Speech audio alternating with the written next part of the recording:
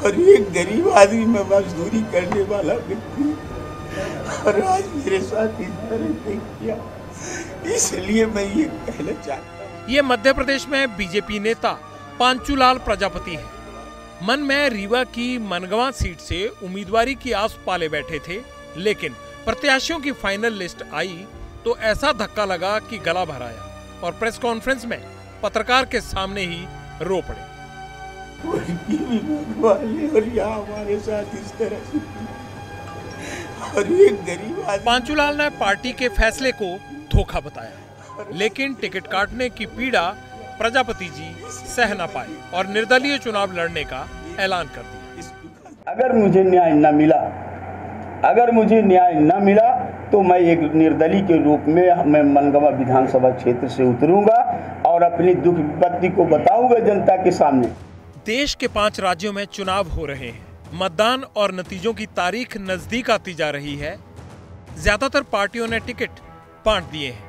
राजस्थान, मध्य प्रदेश और छत्तीसगढ़ में कांग्रेस और बीजेपी के बीच सीधी लड़ाई है। दोनों पार्टियों ने इन तीनों राज्यों में अपने ज्यादातर प्रत्याशियों के नाम पर मोहर लगा दी है, लेकिन हर चुनाव की तरह इस चुनाव में भी कई नेताओं को अपनी पार्टी की तरफ से नाउमीदी हाथ लगी। एमपी की तरह टिकट काटने का करंट राजस्थान में भी कई नेताओं को लगा, जैसे नागौर से रूपाराम मुरावतिया। मकराना से बीजेपी ने अपने इस विधायक का टिकट काट दिया तो दर्द किस तरह छलकाया, जरा सुन लीजिए। इतने सवाल आ गए, किस किस को जवाब दूं, किस को दूं मैं नींद, किस किस को ख्वाब दूं। किसी नेता का टिकट कट जाए तो उसके पास 2 विकल्प होते हैं, सामने वाली पार्टी से टिकट मिल जाए या फिर निर्दलीय चुनाव लड़कर अपनी ताकत साबित करें। लेकिन विरोधी नेता के घर अगर सीएम खुद पहुंच जाए तो उस नेता के कद का अंदाजा आप खुद ही लगा लीजिए।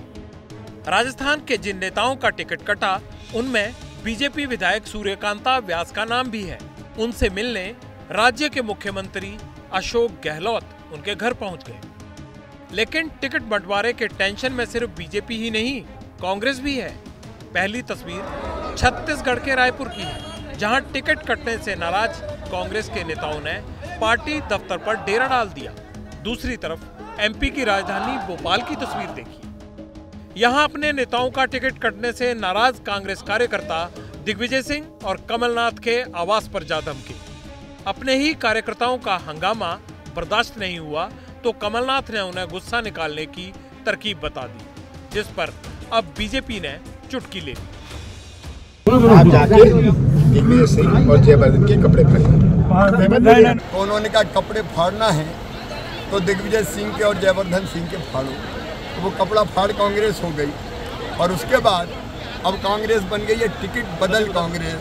घबरा के कई जगह कांग्रेस ने टिकट बदल दिए हैं, तो कांग्रेस की हालत तो बड़ी अजब गजब हो गई है।